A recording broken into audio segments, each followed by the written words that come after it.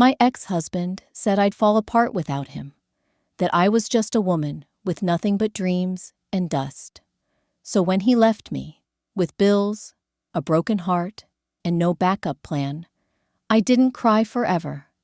I got to work, and years later, I stood on the front porch of the house he used to call his, keys in my hand, his name on the lease, mine on the deed. Now, he can't even look me in the eye. This isn't just a story of heartbreak. It's a story of power, of building back, of becoming everything they said you couldn't be. And trust me, by the end of this, you'll believe in second chances and savage karma. When he walked out that door, he didn't even flinch. No tears, no regret, not even a second glance, just the sound of his suitcase wheels scraping across the floor, and a final, bitter sentence tossed over his shoulder. "You'll be nothing without me." I still remember the weight of that moment. The silence that followed after the door clicked shut felt louder than anything he'd ever screamed. My name is Vanessa, and this is the story of how I went from a heartbroken housewife to the woman holding the keys to his entire life. We were married for 13 years, 13 long years where I gave and gave, while he took everything. His name was Darren. On the outside, people thought we were the perfect couple. At parties, he'd laugh loud and hold my waist like I was the luckiest woman in the room. But behind closed doors, I was invisible. He belittled my ideas, mocked my dreams, controlled every cent we had. I once mentioned wanting to open a small cafe. He laughed in my face. "You can't even manage dinner without burning something. You think you can run a business?" And I believed him. I truly did. Because when you hear someone say, "You're not enough," over and over, it becomes your truth. The day he left wasn't dramatic. There was no fight, no yelling. He just stood there, cool as ever, and said, "I've met someone. She makes me feel alive. You're just there." And just like that, he packed a bag and walked out. He didn't ask how I'd survive. Didn't care if I had food in the fridge. He just left. I fell apart for weeks. I couldn't eat, couldn't sleep. Every inch of the house screamed his name. His scent still on the pillows, his socks still in the laundry basket. But when I hit rock bottom, I realized something. I could either stay broken or rebuild. One night, in the middle of crying on my kitchen floor, I got up and turned on the light. That was it. That was the moment. I made a vow to myself. I would never rely on anyone to validate my worth again. I sold the fancy jewelry he gave me. I started taking business classes online. I watched hours of YouTube videos about real estate, investing, flipping properties. I worked during the day at a bakery. At night, I studied. Slowly, painfully. I started stacking up small wins. I bought my first tiny rundown house with the help of a microloan. It was falling apart. Moldy carpets, cracked windows, but it was mine. I named her Faith. I learned how to paint walls, lay tiles, patch drywall. YouTube became my best friend. I burned my fingers on hot glue, smashed my thumb with a hammer more times than I can count. But I kept going. After 6 months of blood, sweat, and ramen dinners, I sold Faith for double what I bought her for. Then I bought another one, then another. 3 years passed like that. Quiet hustle. No one clapped, no one noticed, except my bank account. I hadn't seen or heard from Darren since the divorce. But then one day, while finalizing paperwork on my 4th property, I saw it. His name, Darren Whitmore. The address, a duplex I was about to close on through a third-party seller. I froze. It couldn't be. I asked the broker to confirm. He nodded. "Yeah, Whitmore's been behind on payments, Poor guy's desperate to get out. Bank's about to foreclose if we don't act fast. I could barely breathe. This was his house, and I was about to buy it. I didn't hesitate. Close the deal. Fast. I didn't tell Darren I was the buyer. I wanted him to move in blind. No warning. The plan was deliciously simple. The second I signed those papers, I became his landlord. I fixed up the place, raised the rent slightly to reflect market rates, and handed everything over to my management company. They were told to be professional and firm. No special treatment, no mercy for late payments. 2 months later, I got a call. Vanessa, your tenant Mr. Whitmore is behind on rent. Again. I nearly laughed. I scheduled an inspection. I wanted to see it with my own eyes. When I knocked on the door, I could hear shuffling. He opened it, and the second his eyes met mine, his face dropped, like all the blood drained from it. "V, Vanessa?" I just smiled. Cool. Calm. "Afternoon, Mr. Whitmore. I'm here for the inspection." His jaw opened, closed. He looked like he was choking on his own pride. "Wait, this is yours?" I stepped inside without asking. "Yes, I own this building. Technically, you pay me to live here. Or, you're supposed to." He tried to laugh it off. "Look, things have been tight lately. Just a rough patch, you know how it is." I stared him dead in the eye. "You told me I'd be nothing without you. And yet, here we are." He looked away, couldn't even face me. I continued walking through the house, noting damages. "You've got 14 days to pay the balance, or we start the eviction process." He didn't argue, didn't dare. I walked out with my head high. It was the first time in years I felt taller than him. After that visit, word spread faster than wildfire. In our town, gossip is currency. And seeing Darren's ex-wife turn into his landlord, that was jackpot gossip. People I hadn't spoken to in years were suddenly sending me friend requests and DMing me with fake small talk. Even Darren's new girlfriend, yes, the same woman he left me for, started showing up on my pages, lurking. I didn't block her. Let her watch. Let her see the woman Darren swore would be nothing. Rise from the ashes he left her in. I'm not usually petty, but something about watching him squirm made me feel healed. The late fees, strictly enforced, the maintenance calls, always answered with, "We'll schedule that next week." He never used to lift a finger when the toilet broke. Now, he'd better wait. I had built an empire off the pieces of my broken marriage. Every dollar I earned felt like justice, and every missed payment from Darren, a reminder that the tables had truly turned. 2 months. That's how long he went without paying. I gave him the legal warning, one final notice before eviction. He begged, literally, "Vanessa, please. You don't understand. Business is bad, and I've got a lot going on right now." I stared at him, like a stranger. "You said I'd be nothing. I believed you. For years, Darren. You crushed me, and now I'm the reason you even have a roof over your head." He lowered his eyes. There it was again, that same shame. "Just give me a little more time." I crossed my arms. "You have 10 days. 3 days later, I get a call from my property manager. Apparently, Darren's girlfriend, let's call her Tiffany, had barged into the office in full tantrum mode. "This is harassment. You're targeting my man. You think we can't see what's going on?" My manager, bless her, kept her cool. "Ma'am, your partner is behind on rent. That's all. There's nothing personal about it." But oh, it was personal to them. Because it burned Darren that I, his ex-wife, had become the very thing he thought I could never be. Unstoppable. A few weeks later, I got invited to a regional real estate gala. These events were all about networking, recognition, awards. I didn't expect to win anything, but I went, dressed in a sleek black dress and heels that made me feel like power walked on two legs. Guess who I saw at the bar? Darren.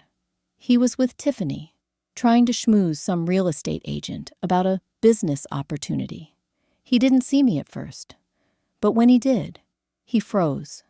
And then, get this, he walked away, couldn't even face me.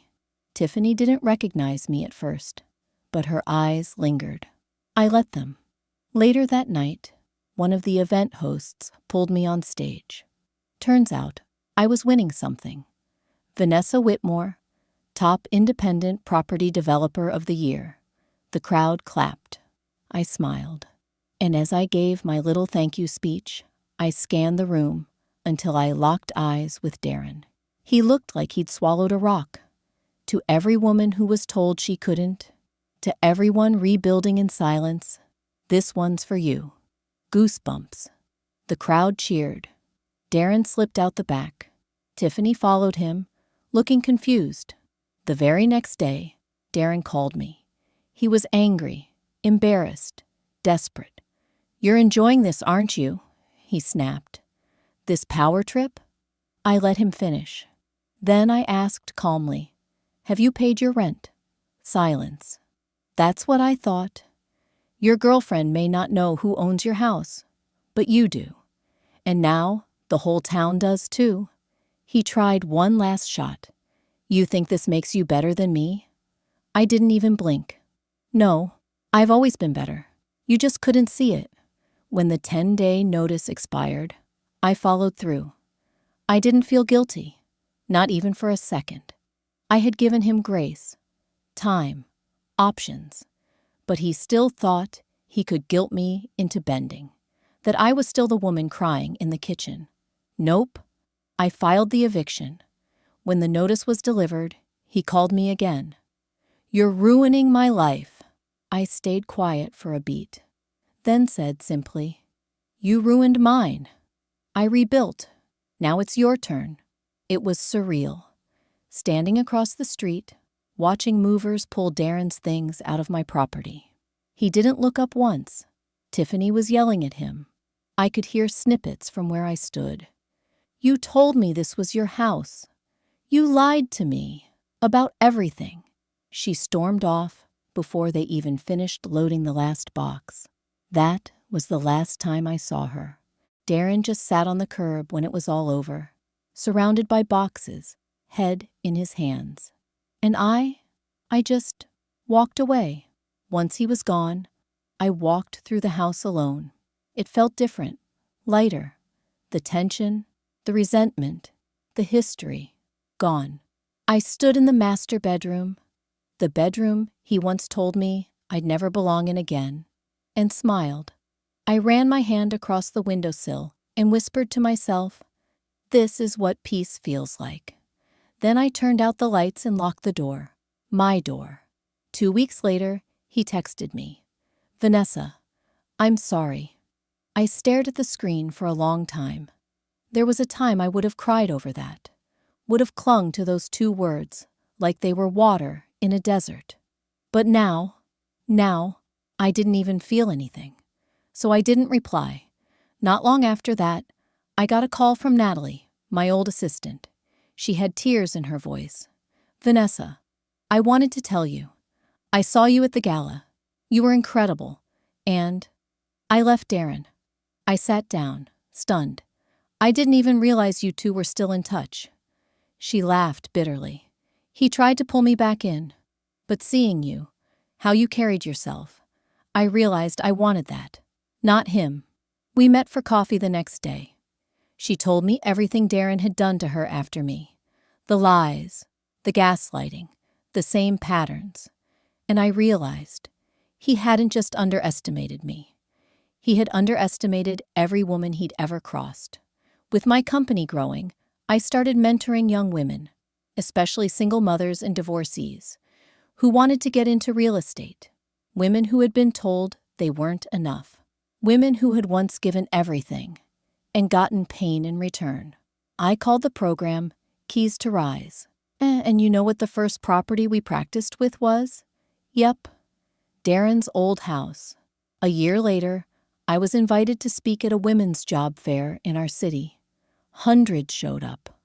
I spoke about resilience, about quiet power, about not letting anyone write your ending for you. And afterward, while shaking hands and posing for photos, I saw a familiar face in the back of the room. Darren. He wasn't there to interrupt. He didn't even come close. He just stood quietly. Our eyes met. He nodded once, and I turned back to the next woman in line. It's funny. When you're in the middle of heartbreak, it feels like the end of the world. But looking back, that heartbreak was my beginning. I didn't need revenge to heal. I just needed to rebuild. And yes, poetic justice feels good. But peace feels better. I sleep like a baby now. I travel. I speak. I mentor. And sometimes, I drive past Darren's new apartment. Small, rented, cramped. He probably doesn't even realize I own that building too. But I do. And he still doesn't look me in the eye. They always say, success is the best revenge. But I don't believe that. Because success isn't about proving them wrong. It's about proving yourself right, about who you are and what you're capable of. So, to the women listening to this, holding broken pieces in their hands, let them go, pick yourself up, build quietly, and when they finally look your way again, smile, because they won't even recognize the woman you've become. A few months after Darren moved out, I decided to list the property, not to sell, but to lease it to a family that needed a fresh start.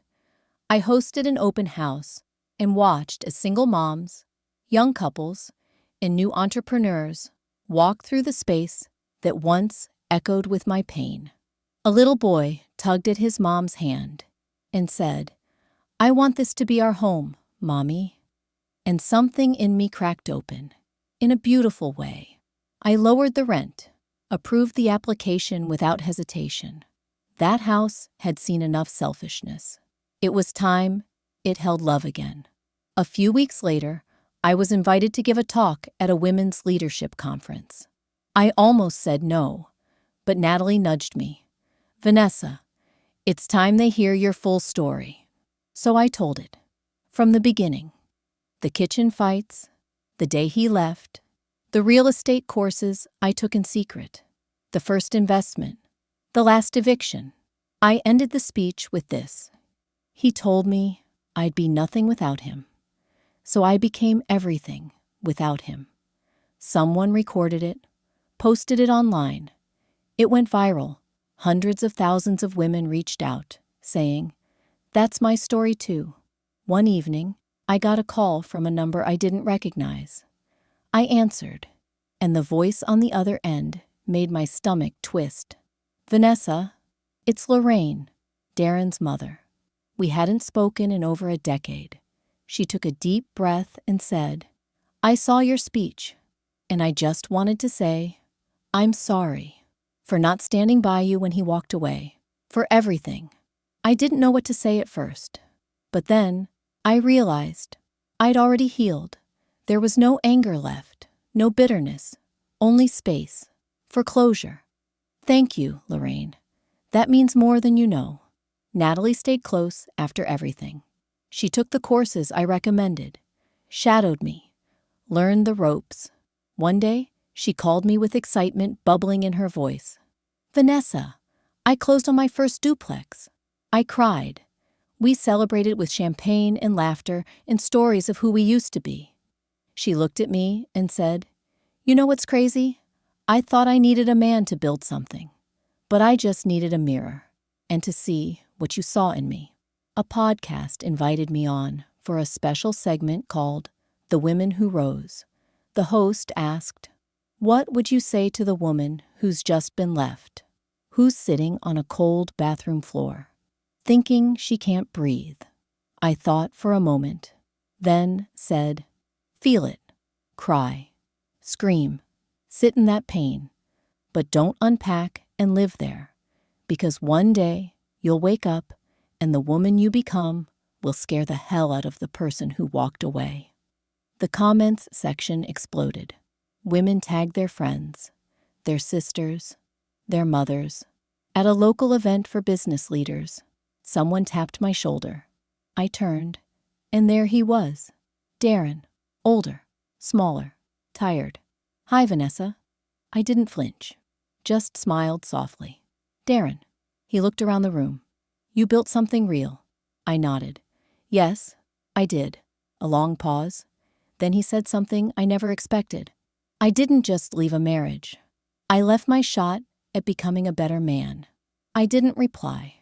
Some stories don't need a sequel, just a respectful end. I nodded once and walked away. I bought my dream house by the ocean a year later. Every window open to peace. Every morning began with gratitude. One day I walked the shore, barefoot in the sand, watching the waves roll in like time.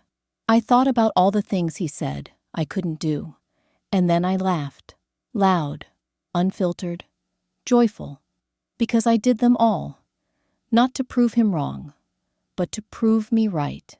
So to you, listening to my story right now, maybe you're in that heartbreak. Maybe you're standing in the ruins, wondering how you'll ever rebuild. Here's the truth. You can. Not overnight, not without tears, not without falling a few more times. But you will, because power doesn't always roar. Sometimes it whispers. Keep going. One rainy night, while sorting through old boxes, I found something. A letter I wrote to Darren years ago, but never sent. The ink was smudged in places from tears. "I loved you. With every breath. I would have followed you into fire, but you lit the match and walked away." Reading it now, I smiled. Because the woman who wrote that letter, she thought her world ended. But it hadn't. It had just begun. So I lit a new fire, this time for myself. 2 years after Darren left the property, I purchased an office building downtown. Gorgeous exposed brick, sunlight in every corner, full of promise. Guess who leased a floor? Darren's new employer. I didn't plan it that way. It just happened. He saw me during an inspection, froze. I looked right at him, clipboard in hand, and said politely, "I'm here to check on my building." The look on his face, poetic justice wrapped in marble tile. He avoided me after that. Every hallway, every lobby run-in, couldn't look me in the eye. Just like the title says. One afternoon, there was a knock at the door of my new home. I opened it. It was Darren's sister, Rachel. We hadn't spoken since the divorce. She looked different, older, softer. She held up a little envelope. "This is from Mom. She passed last month. Said she wanted you to have this." Inside was a photo of Darren's mother and me, taken at our wedding shower. On the back, in careful cursive, "I should have stood with you." I pressed it to my chest. Because sometimes healing comes from the most unexpected places. Natalie had been doing well, really well. She'd closed 3 more deals, started her own LLC, and was on the verge of opening a women-owned brokerage. Then one day, she called me crying. "I messed up, Vanessa. I trusted someone who didn't deserve it. Again." I dropped everything and met her at her apartment. She was sitting on the floor, wine glass in hand, mascara smudged. I didn't lecture her. I didn't say, "I told you so." I just sat next to her and said, "Feel it, but don't stay here. You're not that girl anymore." 2 weeks later, she filed the business license. With the viral speech and podcast attention, I was approached by a university to speak at their entrepreneurship panel. They offered to name a scholarship after me for single mothers going into business. I cried, not because I needed the recognition, but because I remembered the nights I'd fed my son oatmeal so I could save $10 for real estate training. I named the scholarship the Plan B Fund Because Plan A wasn't built for women like us.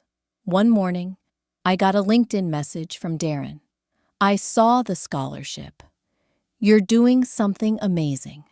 I don't expect forgiveness, but I wanted to say, I'm glad the world got to see what I never did. I didn't reply, but for the first time, I didn't need to, because closure doesn't always need words. Sometimes silence is louder than anything you could say. Years after the divorce, my son walked across the stage to receive his degree in engineering. I stood in the front row, cheering, with tears in my eyes. He looked at me after the ceremony and said, "Mom, I saw everything. I saw how hard it was. And I want you to know, I am proud to be your son." That was my moment, not Darren's fall, not the viral video, not even the building. This was it. Proof that I hadn't just rebuilt my life. I'd rebuilt his too. So here's what I know now. You can be shattered, left behind, counted out. But if you dig deep, if you trust your own fire, you won't just survive. You'll rise, and one day, you'll pass them on the way up. And they won't even recognize the woman they once walked away from. He told me I'd be nothing without him. He walked away with his pride. I walked away with a plan. And years later, I stood on my own land, holding the keys to his home. And he still can't look me in the eye. So, what would you have done if you were in my shoes? Would you have let him move back in, or handed him the rent invoice like I did? Let me know in the comments. I read every single one. And if you've ever been told you'd be nothing without someone, just remember, the best revenge is living well and owning the keys. Don't forget to hit like if this story gave you chills, and subscribe for more powerful stories like this one. We've got plenty more truth, tea, and twists coming.